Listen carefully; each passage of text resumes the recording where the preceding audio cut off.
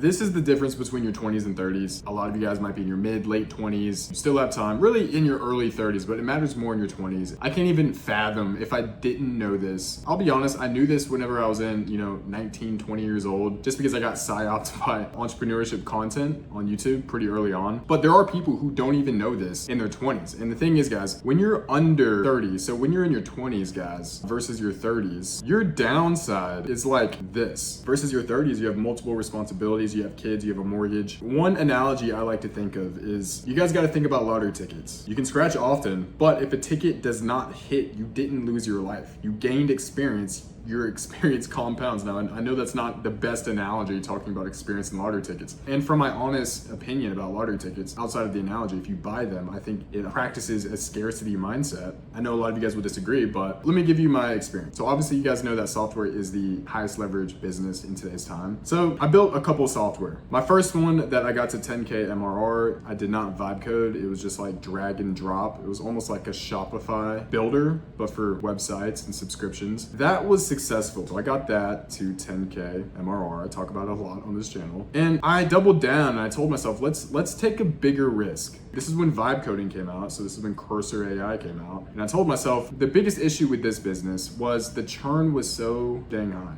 Churn was insane. That's what happens when you build B2C. And it was hard for me to exit and sell to private equity when I'd hop on these calls because they would always ask about churn and would it make sense for them to purchase. So I told myself, let's dedicate the next 8 months. I told myself, let's build a B2B app. Now to market this app, I used IG organic, which is kind of crazy to think it works for B2B, but it was a CRM and it worked. And I got it to 1K to 2K MRR. I talk about it a lot on this channel. So I built the first app with Bubble. It's like a drag and drop editor. And by forcing myself in an uncomfortable situation and trying to build a better business, I learned what Cursor AI was. So with this app, I could ship updates because I'm using Cursor and I learned a new skill set because I was challenged myself again. I could ship updates in like less than 24 hours really. But with this app, I had to pay someone to ship updates because I just didn't know a skill. So it cost me money. Plus, if I tried to do it myself, it would take me like 3 to 5 days because I just didn't know the power of AI. Everything was just drag and drop. So you had to do everything manually. Okay, so hang with me here. The whole point was not this, okay? Because ultimately I quit this idea, okay? This idea, it's still making me money every day. But what allowed me to graduate to the next level was the tools that I gained from pursuing this idea. And what were the tools? It was Cursor AI. And by the way, guys, I offer one-to-one mentoring in the description below. Whether it's your first customer or you're already at 3K per month and just want to hit 10K per month, doesn't matter the phase you're in because I walk the same path that you're in right now, all the way to listing my SaaS for sale to private equity. So this is only for the serious people who want to speed up their growth. Let's get back into the video. So what did I do after that? I took Cursor AI, and by the way, I quit this app, this B2B app, CRM. It was actually doing pretty well, but the scope was just so damn large. It was like, at the end of the day, I was building B2B app for small businesses, and I'm a vibe coder. I overstepped myself. I would say I wasted about 8 months. I built majority of the app, but when it came to like solving customer problems, and it was such a large scope, I even had to outsource this. But because I gained this skill, I got to 0 to 1. And it took me a short amount of time compared to getting to 0 to 1 with this app right here. So I told myself, let's build another small app like this while using the skills I gained from building the B2B app. And I told myself, let's build an iOS app. And this is where I'm finding a lot of success at right now. And with you guys, I would recommend building an iOS app, not an Android app, but an iOS iPhone app.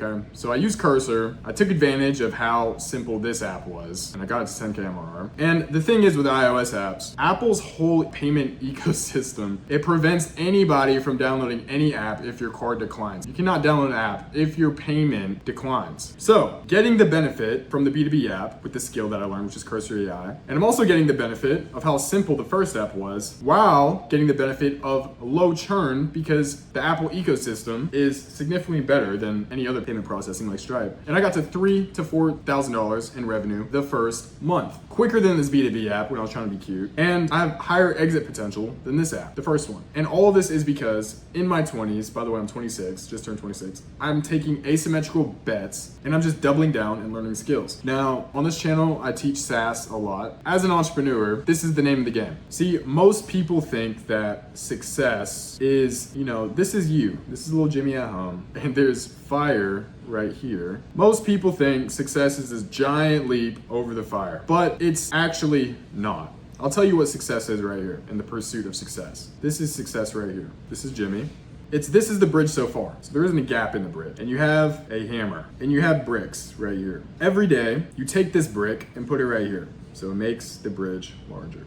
This is perceived risk to normies when it comes to entrepreneurship. This is the actual risk to people who are actually in the game. You know, if you're quitting your job and you're at $500 MRR, this is probably your risk. But to the people who are in the game, have the skin in the game, this is it. It's taking the tools that you learn and strategically placing it to build a bridge to success. It's laying bricks one by one, falling through, fixing the weak spot, and placing the next brick. And from the outside, it looks like overnight success, you know, to your friends. But the inside, it's painfully linear. You know, if we go over here, guys, you know, you see me testing things out. This was me stacking bricks, trying to build that bridge, not just, you know, leaping into this. If I just leaped into this without a mentor, I'll be effed. So this is what stacking bricks look like when you're building your software app and trying to achieve that sweet monthly recurring revenue. So guys, the thesis, whether it's in business, and like, yeah, this channel is a little bit about business, but it's also about life. Like, I'll talk about life as well, relationships, whatever. Let's just put religion in there too, okay? Because this is a principle in religion too. In my religion is Christianity. They talk about unconditional love. Anyways, the whole point in all of these, the aim is to stay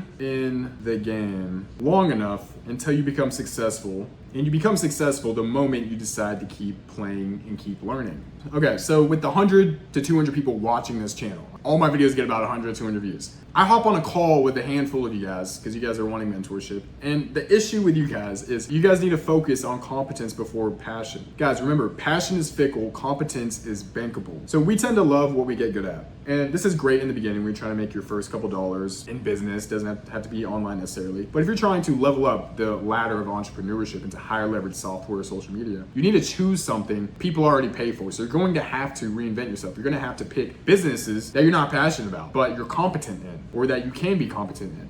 And that's high leverage. And you need to get unreasonably good at this. And this isn't going to take 3-4 weeks. A lot of people expect to be a millionaire in a year. Guys, I've been in software for like a year and a half. I'm not a millionaire, just a heads up. But I've hit 10 to 11K monthly recurring revenue every single month. And it allows me to enjoy and live the lifestyle that I want. Some things that you guys perhaps would want too. Financial freedom, time freedom, location freedom. This is just a quick example. When I was like 17 years old, I liked making YouTube videos. And I liked making like goofy, entertaining videos, you know, kind of like you're watching like Casey Neistat or anybody else. Like, I like doing stuff like that. And at the end of the day, AdSense was maybe paying me like $300 every single month. And it was like booty. Now I did have one video that popped off 1 to 2K, but that was it. That was my whole YouTube career. And I was passionate about this, okay? But what I was competent in was holding a camera. Instead of shooting myself, I shot other people and it made me money. And then I turned that, again, outsourced myself and editors, etc. And I turned that into an agency.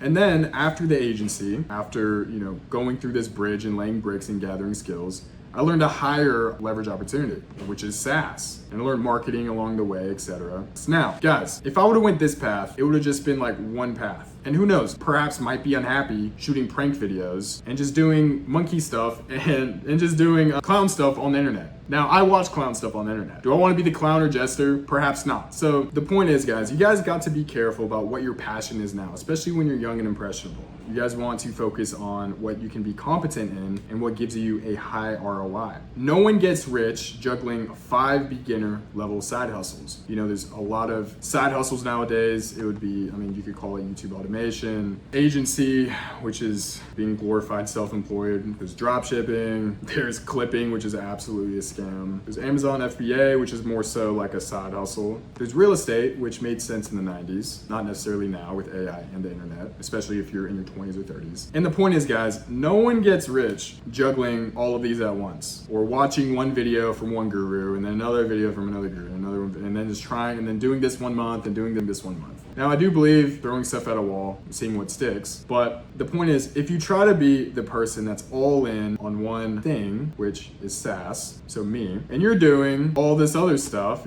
you're trying to do SaaS and you're trying to do all this other crap, you're gonna lose every day. I'm gonna find product market fit faster than you. I'm not gonna turn my ads off, so I'm gonna get cheaper auctions. And because of that, you're gonna get more expensive auctions when it comes to ads platform, and you're gonna turn your ads off. and I'm gonna have more skin in the game. I'm gonna reiterate with organic. I'll post 200 videos, 3 of them go viral, while you post 5 videos for SaaS or 5 for agency, and then you're gonna quit. So again, guys, no one gets rich juggling 5 beginner level side hustles. If you try to beat the person who's all in on one craft while you split attention across 4, you'll lose. And in a way, it's like when you're doing this path of just pursuing one thing, doing less is more, guys. At a certain point in entrepreneurship, you're gonna get to a level where, just like Warren Buffett, you're getting paid from decision making, not necessarily the labor you put in. When you guys are trying to pursue a business model, I know how it feels, guys. When you're trying to pursue a business model, you're like, I don't want shiny object syndrome. You know, these gurus online are telling me, don't bounce around through businesses. That's great, but what I'm telling you is pick one and then stick with it. You know, I stuck with SaaS for 1.5 years and I'm reaping the benefits of 10K MRR. You guys could reap the benefits, but you just have to pick and stick. And you guys might feel struggles, you guys might feel like an imposter, but I want you guys to state facts and not fantasies. You'll destroy the imposter syndrome when switching to a higher leverage business opportunity, and you'll destroy the mindset of, you know, I have shiny object syndrome, this is bad, once you change the truth through reps. Alex Ramosi says this all the time, like, do so many reps where you just have undeniable proof that you can't not lose. So by doing significant amount of research with this business model, you'll have the conviction to change the truth about yourself and about your fantasies, and it just becomes facts, guys. Like, I break this down all the time. You guys want to get to $1,500 a month in monthly recurring revenue. If you put your reps in and actually did the numbers, you'd realize that $50 a day times 30 days, so if you have one customer at $50 per day and you get one customer every day, what is that? That's $1,500 a month in monthly recurring revenue. And month 1, and you're already paying your rent. You could get to this, and I know I'm bouncing around everywhere, guys, but you can get to $1,500 a month in monthly recurring revenue through what? Through organic marketing, or with the beauty of SaaS, you can just run ads, break even month 1. So you make $0 month 1, but because this is monthly recurring revenue, it just renews the next month. So it's September, it just renews in October, and then it renews in November, and then perhaps in October you gain an extra $1,000 in monthly recurring revenue. Now you're at $2,000 here because of churn.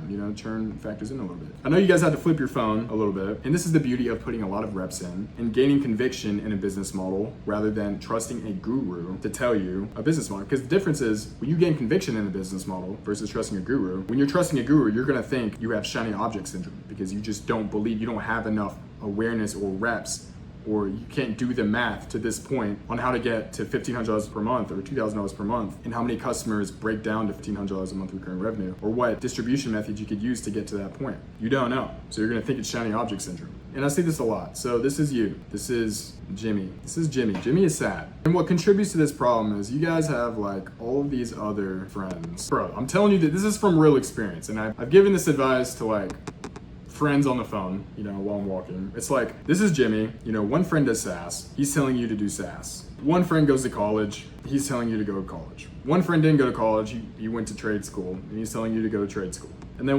this is Imran Ghazi. He's telling you to sell digital products. This is another YouTuber. He's telling you to dropship. You're gaining zero conviction in any of these business models. What I always say is take advice from those who possess the results you're seeking. So if this guy's only making like 5K per month and you're trying to be at 15, or this guy doesn't even have a job, doesn't even know what the real world is like. You don't know Imran Ghazi. Every video is like a damn cinematic movie. It's like there's no authenticity in that. And then you have 2 gurus right here. Listen to these guys. Do your research, number 1, but listen to these guys. So my whole point, guys, is you guys need to be comfortable with isolation.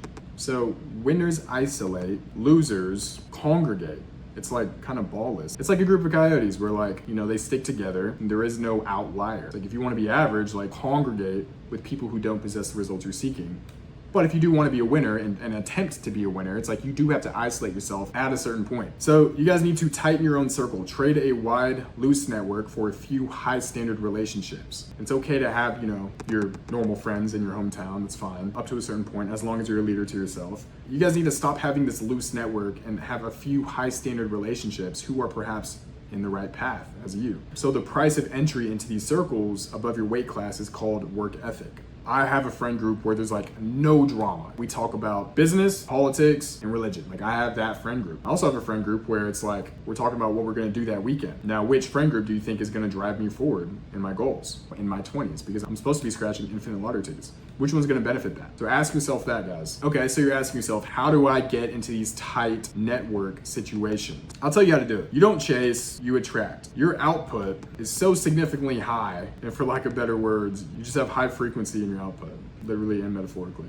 that you attract. I have a personal experience. The first time I was on a private jet, guys, with people who were just out of my weight class, higher network, because I put myself in a situation where I just did high output. When I had my agency, I would be posting every single day. And it wasn't until one time, one post gained me a follower, and it was a famous follower, and then we connected through DMs, and this scaled my agency up. And that unlocked a whole other state of clients. So, I was shooting videos in the South, and then I had another contractor shooting videos in LA. But this isn't through like cold DM or outreach, guys. This is just like through attracting, utilizing social media, having high frequency and posting to put me in those rooms where it didn't feel like I deserved it. So point is, guys, tighten your circle. If you're trying to get to a higher net worth circle, you guys need to be the guy where, temporarily high net worth people want to be around. So another point I want to drive through to you guys is money loves speed. And you guys need to subtext, decide fast, and fix fast. By the time you have perfect info, the opportunity's gone. If you can fix a wrong decision quickly, decide now. The drag on your life isn't doing, it's deciding. Okay, so I'll put a laptop right here. This is true work for my student. Let's just say to finish a SAS, let's just say it takes 18 true work hours. The reason why this doesn't take 18 hours to do that is because someone spends 10 hours in decision making. That same person spends another 5 hours in poor decision making because they're spending 5 hours developing a logo, which it shouldn't take that long. And really, the majority of the time, let's just add another 10 right here, it's all from like procrastination rather than doing. At this point, it's honestly a bit narcissistic to think you can think your way to bare minimum in the entrepreneurial realm, minimum wage, which is 10K MRR. It's almost a bit narcissistic that you think you're so omniscient that you could think your way and calculate every single variable and opportunity to get to 10K MRR through thinking. No, dude, you have to do more than think. I'm not telling you guys not to think. I'm just saying you have to do more than think. Money loves speed. Decide faster. For you guys right now, I want you guys to identify 3 unmade decisions. It's the anvil on your back. And I want you guys to make 3 of them tonight. Whenever I catch myself saying, okay, I'll do it in the morning, and it's like 7 p.m. at night. And by the way, I don't have kids, I don't have a family, so different rule set applies to me. Whenever I get into that situation, I'm like, okay, I'll just do it tonight and knock it out in 2 hours. So by the time I wake up in the morning, I don't have to worry about it, okay? I'm not stressing. So every time you guys catch yourself in procrastinating something, you guys have to run yourself through this scenario that I just explained on this board here.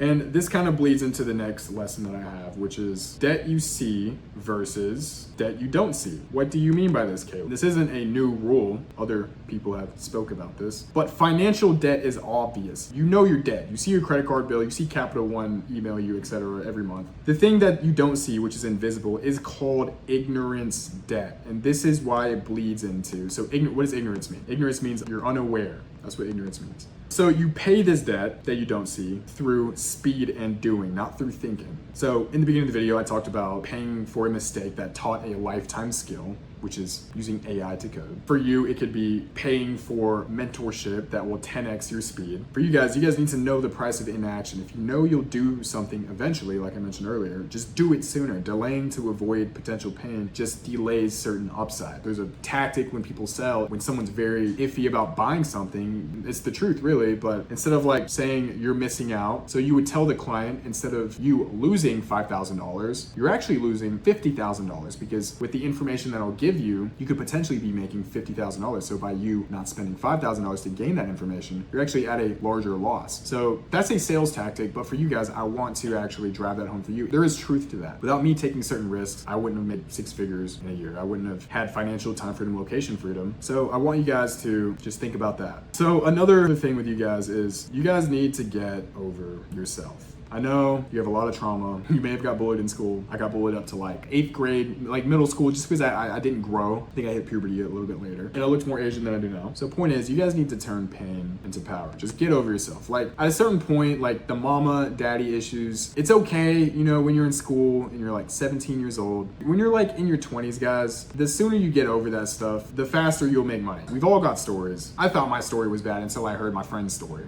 He thought his story was bad until he heard. And this is why doing is just more important than thinking, because you almost have an echo chamber when you're just thinking to yourself. When I heard other people's stories, they gave me perspective, right? By being around people, it gave me perspective and made me think like, I need to get over myself. So your story at home, if you're watching this, is an origin story. You guys need to look at it as an origin story, not a lifetime sentence. Winners define themselves by what they want to make happen, despite what happened. I like to think this is a true quote, assuming we have complete control over our lives, which I'm not even gonna get into that. Arguably, sometimes we don't. I remember reading this tweet about in high school. It basically said, it's not your fault if you're born broke, but it is your fault if you die broke, or if you die unfulfilled. Like, broke means certain things, but on this channel, perhaps it just means money. Again, every day you wake up like it's a new spawn point. Your origin story is not a lifetime sentence. You need to wake up like it's level 1 in a video game. Survey your life, keep what compounds, and drop what drains and move. So another thing I want to tell you guys is, and I'm just bouncing around to like multiple lessons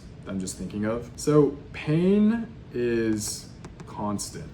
Okay, you're gonna experience pain whether you're at level 1 versus level 50, okay? And the pain is gonna feel the same. It's gonna feel the same at each stage. So choose level 50. Small and big goals are both hard, so choose big. Pain is a constant at any stage. Learn to operate inside uncertainty, especially when you're in your 20s, perhaps early 30s, right? You need to choose a bigger and scarier target over a safe one. With me, some people called me almost bipolar and manic for learning how to vibe code with AI in the time we live in. I'm like, bro, it's 2025. It's literally the season we're in life right now. It's like the internet in the 90s. I'm not bipolar. I literally see opportunity. In my last video, I talked about all an entrepreneur is just taking advantage of opportunities. Do you think a real estate investor wants to invest in houses across the state? No, but he sees opportunities in those houses. That's why he invests in it. Now, paralleling it back to your life, you're an entrepreneur. Those houses are businesses. You see AI being an opportunity, you're gonna invest in that house or business. You're the real estate investor of your own life. Again, solve bigger problems. And I want you guys to also accept boredom. No one cheers for you. No one cheers for the meal you didn't eat or the party you didn't attend. The win happens in the middle of the marathon, which is alone. I'll say this much, like the past year and a half has been a year of wins and losses. But I remember the wins more than losses just because they're more exciting. But it was a year and a half of like quiet reps. And a lot of you guys think you deserve, I'll just be straightforward, if compare me to you, okay? You spend 5 months working on something. I spent a year and a half working on something. Who deserves it more? So before you quit because the journey is boring, you guys need to set the standard higher, and you guys just need to accept boredom. So again, guys, the win happens in the middle of the marathon, which is when you're alone and it's a bit boring. So guys, to sum it all up, there's a baseline amount of work that's required to earn a certain life. You can distribute it over decades, or you can compress it in a year and a half or 2. With me, I'm trying to compress that into a year and a half or 2. You guys need to pick which one. Compression buys optimal time, resources, and choices. Our time on this planet is finite. Figure out what you want, guys. Ignore what other people say, and do so much volume it would be unreasonable to fail. So in the time we live in, SaaS, which is software and apps, and AI is the largest leverage opportunity you can even put yourself into. So I would recommend getting into something like that. Find a goal, attack it, and repeat it until it's muscle memory. So that's it for today's video, guys. Let me know how you guys feel about these whiteboard videos. But yeah, have a good one.